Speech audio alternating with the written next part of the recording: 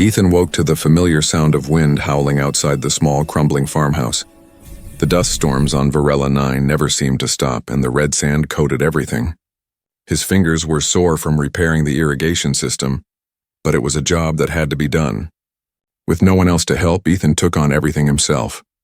The soil had grown weak over the years, and the crops were barely growing. Nothing could be done to change the fact that the planet was dying. Still, he clung to his small farm with hope, the only thing he had left since his wife, Rachel, passed away 2 years ago. The wind blew through the cracked windows, a cold reminder that Ethan was alone. The house had been full of life once, with laughter, the smell of fresh bread baking, and the sound of Rachel's voice calling him in for dinner. But now silence was his only companion. The farm had once thrived with crops, livestock, and Rachel's healing touch. But since her death, it felt like the land itself had given up. The crops withered faster and the animals were thinner. Ethan did his best, but the weight of the loss felt too heavy some days. He glanced over at the old photograph on the table, his heart aching as he looked at Rachel's smiling face. She had been the one who believed in their future on this planet. She had been the one who insisted they stay when the government offered to move them to a more fertile world. But now she was gone, and he was left alone, staring out at the empty fields. A small, blinking light on his old communication device caught his attention.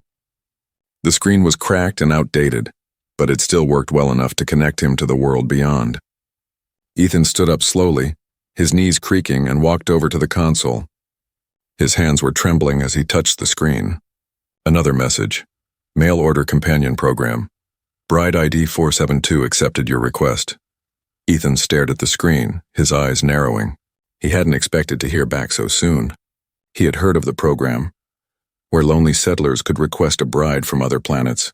He'd hesitated for weeks, unsure if he was ready to move on, to find someone to share his life with again.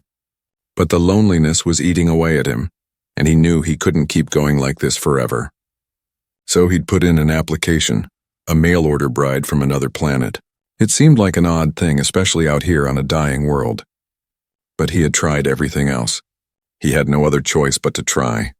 And now, after months of waiting, he had a response. He didn't know much about her, only that she had been rejected by others for being too large, whatever that meant. The message didn't provide much detail, just a brief note saying, "I only want kindness." That's all it took for Ethan to make up his mind. Kindness, he muttered to himself, the word strangely comforting in his ears. Maybe that's all he needed too. He didn't care what she looked like, how much she weighed, or where she came from. He needed someone to talk to share his days with, to bring some life back into this dead world. The shuttle was scheduled to arrive in a few days. Ethan wasn't sure what to expect. The mail-order companion program was a strange thing, and he hadn't heard much about the women involved.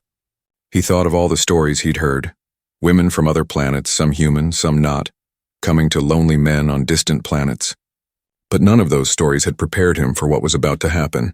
The days dragged on, each one heavier than the last. Ethan spent his time cleaning up the farmhouse, repairing broken windows, and trying to clear the dust from the fields. But his thoughts kept drifting back to the message. What if she didn't like him? What if she didn't even want to come? He tried to push the thoughts away, but they lingered. Finally, the day arrived. Ethan stood at the landing pad, waiting, nervous, unsure. He wasn't the best-looking man, and his clothes were old and worn. He wasn't sure how a woman from another world would see him, but he hoped she'd see more than just his tired face. He hoped she'd see the man who had tried and failed to make a life on this barren world. As the shuttle's engines roared in the distance, Ethan's heart skipped a beat. The dust began to swirl around him as the ship descended, its large shadow spreading across the dry ground. The shuttle came to a halt, and the cargo bay doors slowly opened with a loud hiss. Ethan's breath caught in his throat. A figure emerged from the ship, tall, but she didn't look like the women from his world. She was larger, broader, her face a mixture of human and something else entirely. She wore a simple spacesuit, her body covered in it as if she was hiding herself. Her hair was dark and wild, her eyes wide and uncertain. Ethan took a step forward, unsure of what to say. She looked around, clearly nervous. "Hello," Ethan said softly, his voice rough from years of loneliness. "I'm Ethan. Welcome to Varela 9. She didn't say anything at first, just looked at him, her expression hard to read. Finally, she spoke. "You don't have to do this," she said quietly. "You will regret it."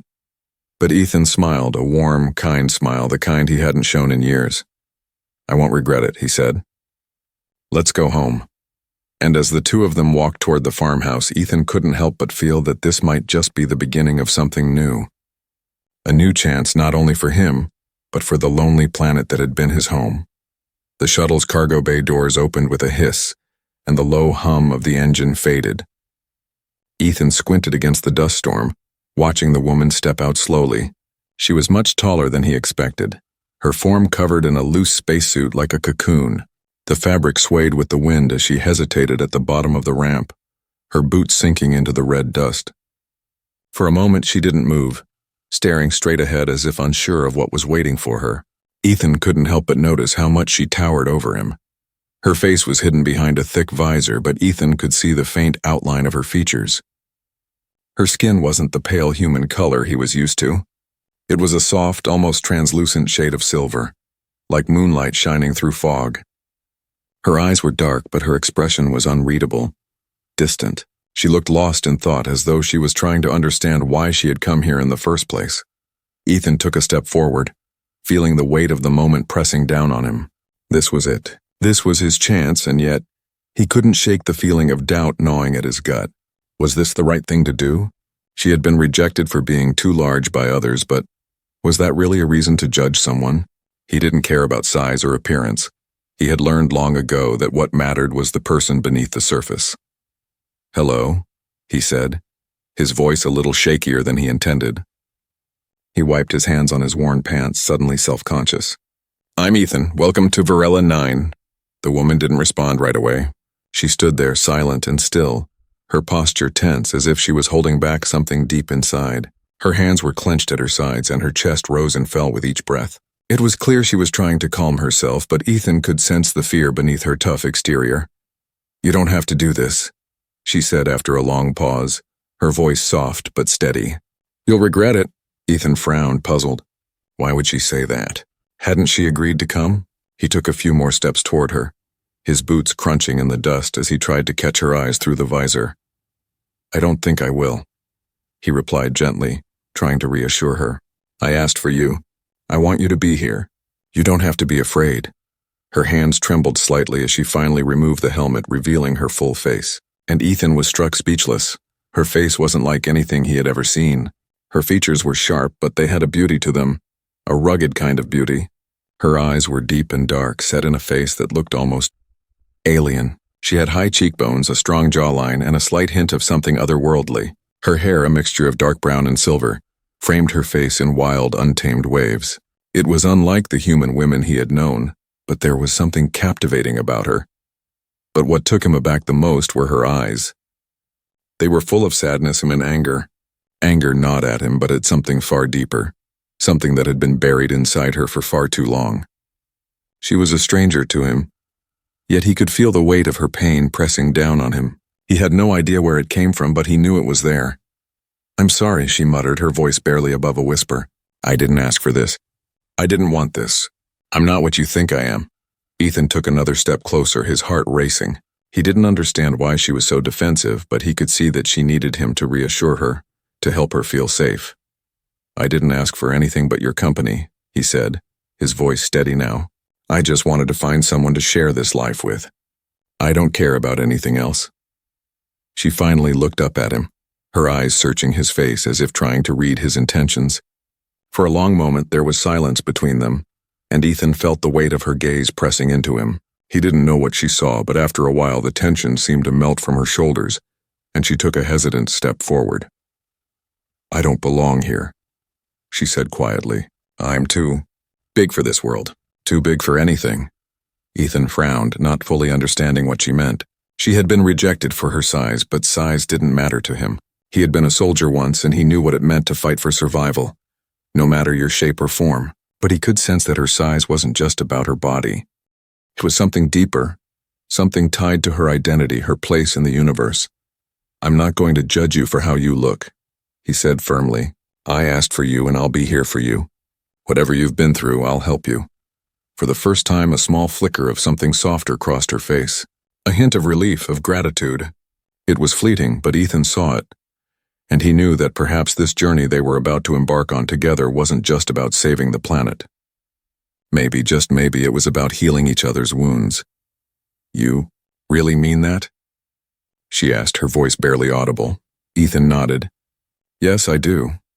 Her lips curled into the faintest of smiles, but it was enough to make Ethan feel like he had done something right.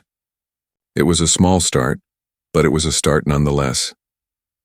As they began to walk toward the farmhouse, the wind whipping around them, Ethan couldn't help but feel a strange sense of hope stirring inside him.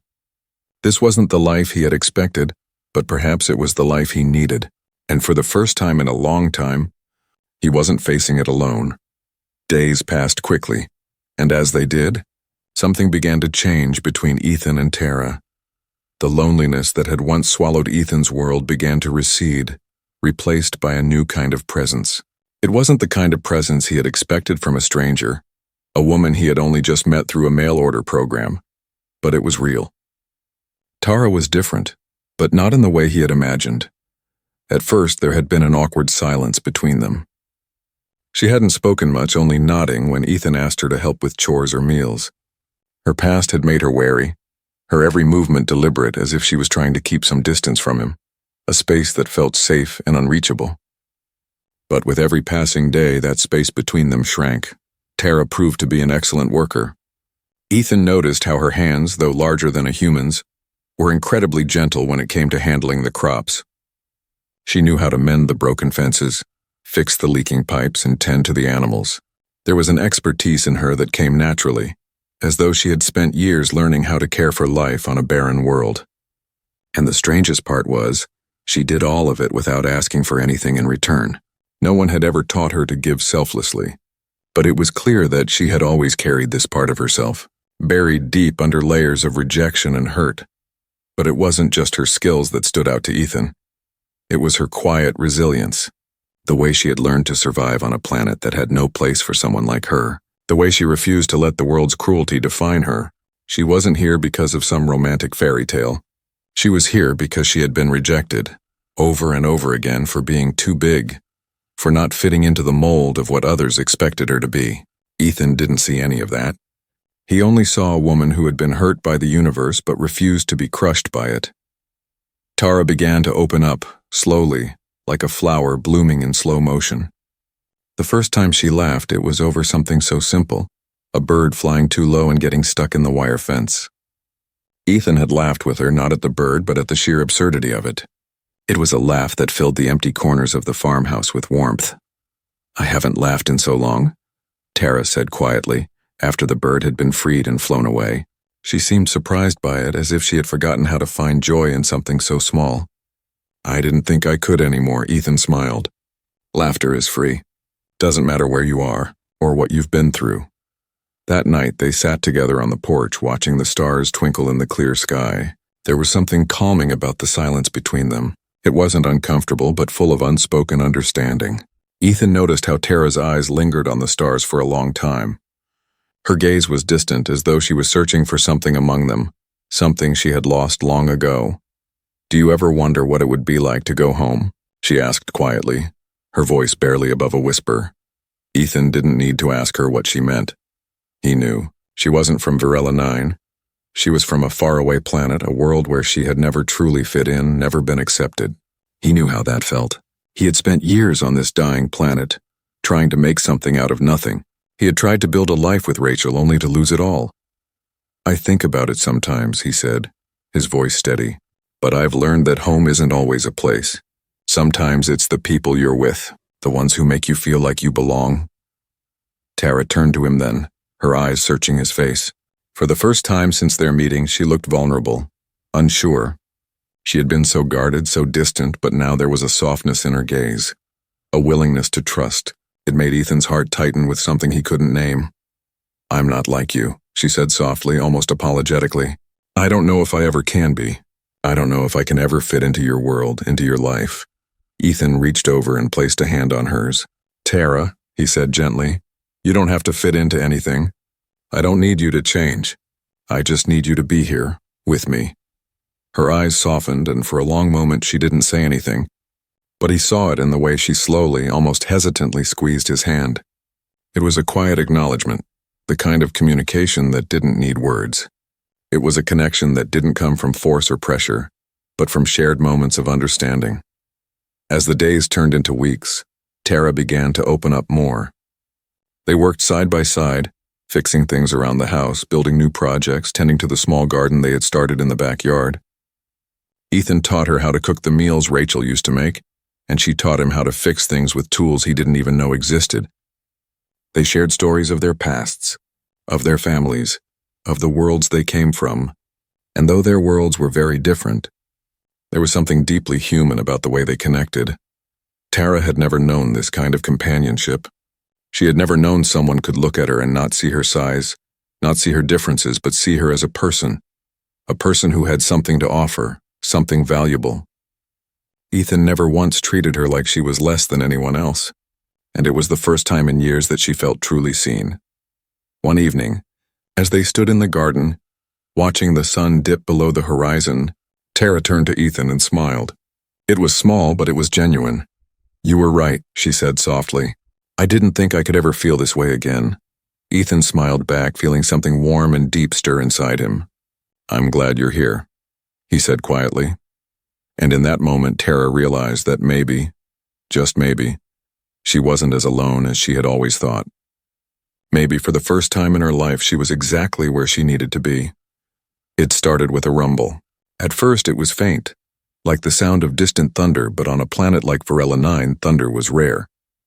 Ethan looked up from his work in the barn, his brow furrowing as the ground vibrated slightly underfoot. He wasn't sure why, but something about the deep, resonating sound set off an alarm in his mind. Tara, who had been working near the back of the house, paused as well. She turned her head towards the horizon, squinting into the dusty distance. "Something's coming," she said, her voice calm, but there was a knowing in it, a quiet urgency. Ethan stood up, brushing his hands on his pants. He looked out over the barren landscape. At first he saw nothing, but then in the distance he noticed something that shouldn't have been there. The silhouette of a ship descending low, its thrusters lighting up the dusty air. The ship wasn't the size of a normal transport shuttle. It was larger, built like a cargo ship or a military vessel. As it got closer, the low hum of its engines grew louder. Ethan's heart began to race. "Raiders," he muttered to himself, cursing under his breath. There was no mistake. The markings on the side of the ship were unmistakable. Scavenger raiders. They were a group of nomadic pirates who roamed the outer rim of the galaxy, picking off isolated colonies like Varela 9. They had no honor, no code. Their only goal was to take what they could from whatever world they stumbled upon. Tara was already moving. She had been standing still for only a second, but now she was sprinting toward the house. Her long, powerful legs carried her quickly, and Ethan barely had time to react before she had grabbed a small but sturdy blaster from the shelf inside. "You need to hide," she said without hesitation, her voice sharp and commanding. Ethan turned to argue, but Tara didn't give him a chance. "Go, get to the cellar. It's the safest place." Ethan opened his mouth to protest, but something in Tara's gaze stopped him. There was no fear in her eyes, only resolve. She wasn't asking him to leave. She was telling him for both their sakes to go. He swallowed hard and nodded. "Just be careful." Tara didn't acknowledge him. She simply turned and dashed out the door, her steps light and fast. Ethan hesitated for a moment, then ran to the cellar, his thoughts spinning. He had no idea what Tara was planning, but he trusted her. She had shown him that much over the past few weeks. Just as he reached the cellar door, the ground shook again. This time it was stronger. A full, violent tremor that rattled the house. Dust poured from the rafters, and Ethan's heart skipped a beat. He glanced up. The ship was almost upon them. Tara's voice rang out across the yard. "Stay down," she yelled. Ethan didn't waste a second. He threw open the cellar door and jumped inside, the heavy wood creaking as it slammed shut behind him. The discovery beneath the farm had shaken Ethan to his core. What was once a quiet, isolated existence on the dusty plains of Varela 9 was now a mystery tangled in ancient technology and the unexpected power that Tara had revealed. He had spent years fighting for survival, scraping by, hoping for something, anything to change.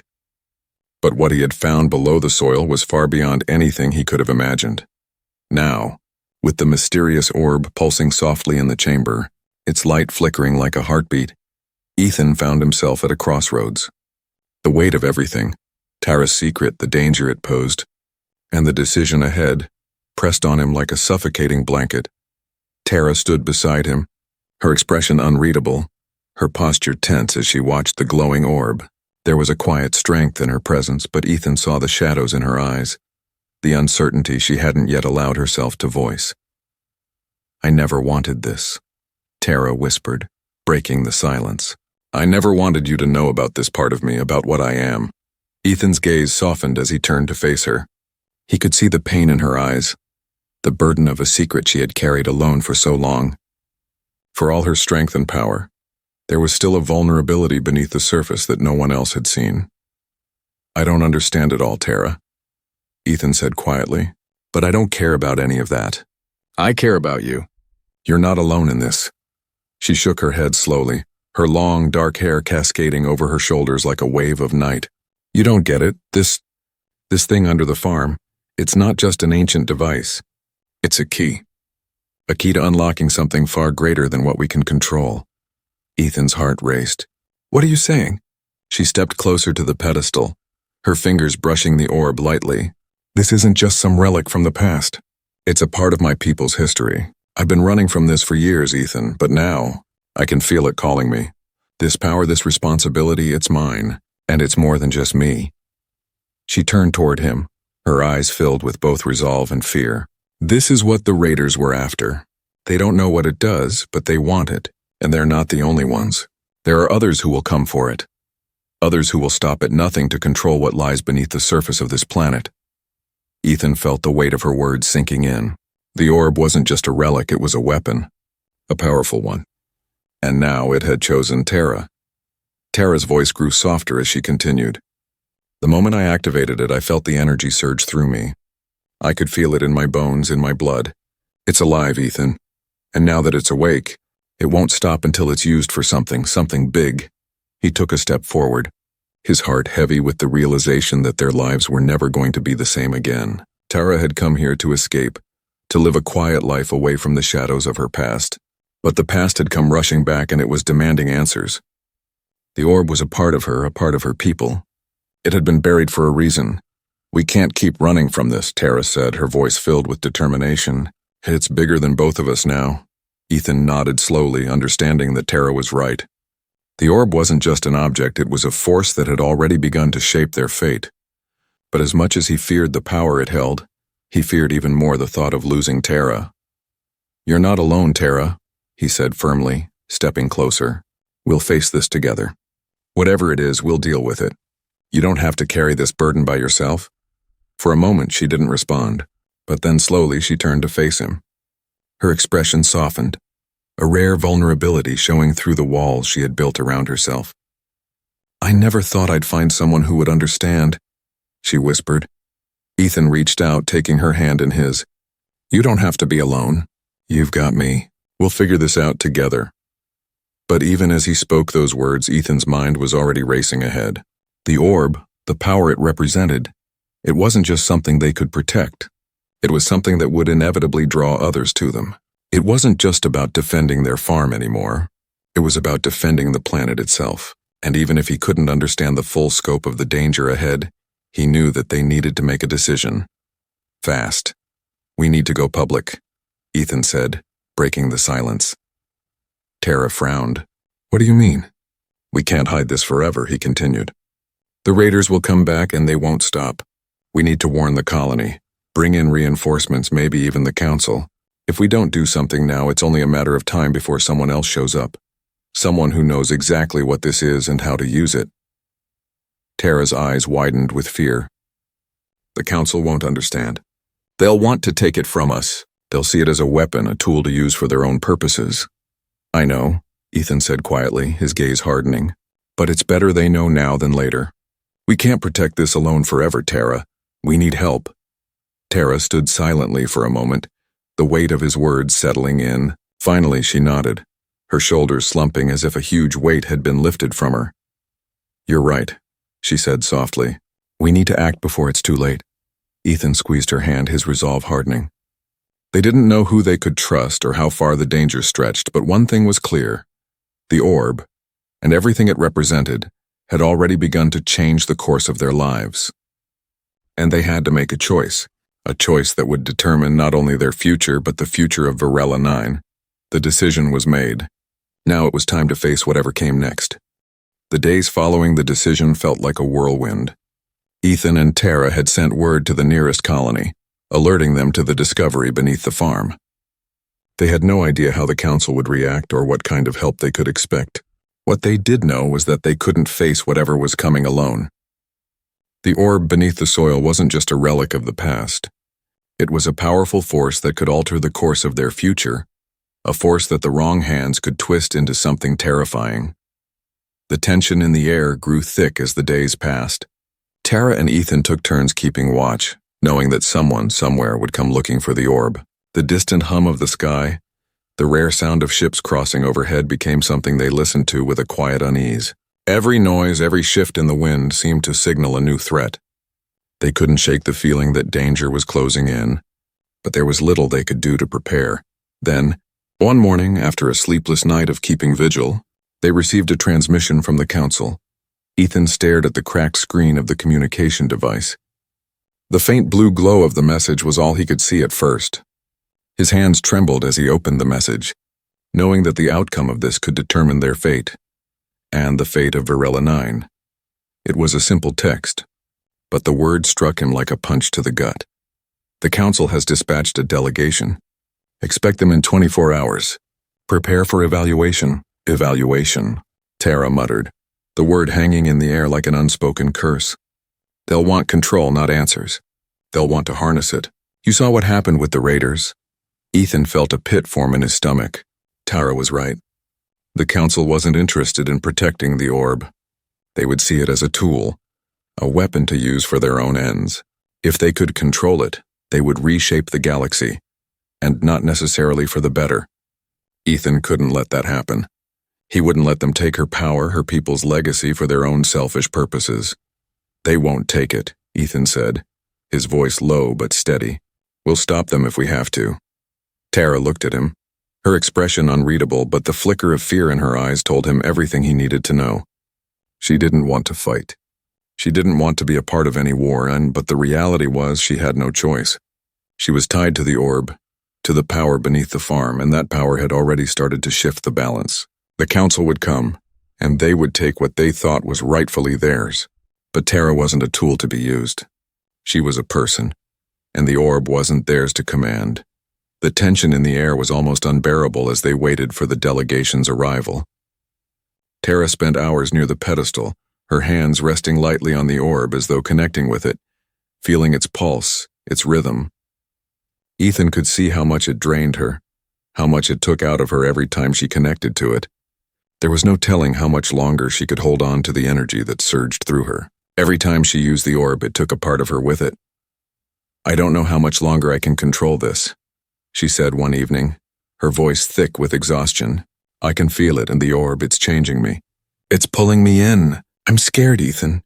He walked over to her, his heart aching for her. He had never seen Tara so vulnerable, so unsure of herself. She had always been strong, resolute, but now she was afraid. And that fear, more than anything, made him realize how far this journey had taken them, how much they had both sacrificed. You don't have to do this alone, Ethan said, his voice gentle. We're in this together, Tara. We'll find a way to make it through this. We'll protect you. She turned to him, her eyes filled with a mixture of relief and regret. I never wanted any of this. I wanted a quiet life. I wanted to disappear. But I can't. I've been hiding from my past, from who I am. And now it's here, and I don't know how to face it. Ethan reached out, gently lifting her chin so their eyes met. You're not alone. You've got me, Tara, and you've got this planet. It's your home now, too. Tara smiled faintly, but there was no warmth in it, just the weight of everything they were about to face. The delegation was coming, and soon they would be here. And the orb, it wasn't just a tool. It was a key to something far greater. Tara had always known it deep down, but now as the council drew closer, she felt the pressure of the choices before her. Later that evening, as the sun set, casting a golden glow over the fields, the sound of engines broke the silence. Ethan stood up, his heart pounding. They were here. The ships landed on the outskirts of the farm, their sleek silver forms cutting through the darkening sky. A small group of council officials disembarked, their uniforms pristine, their faces expressionless. They had come prepared, dressed in the ceremonial attire that signified their authority. Ethan stepped forward, his heart pounding in his chest, his thoughts racing. He didn't know what to expect, but he knew one thing.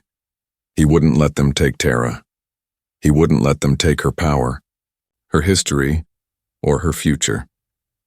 As the council officials approached, Ethan felt the air grow thick with tension. Tara stood beside him, her hand gripping his tightly, her fingers trembling. This was the moment. They were about to make their stand. The decision had been made. "Welcome," Ethan said, his voice steady. "I'm glad you've arrived, but I need to tell you something."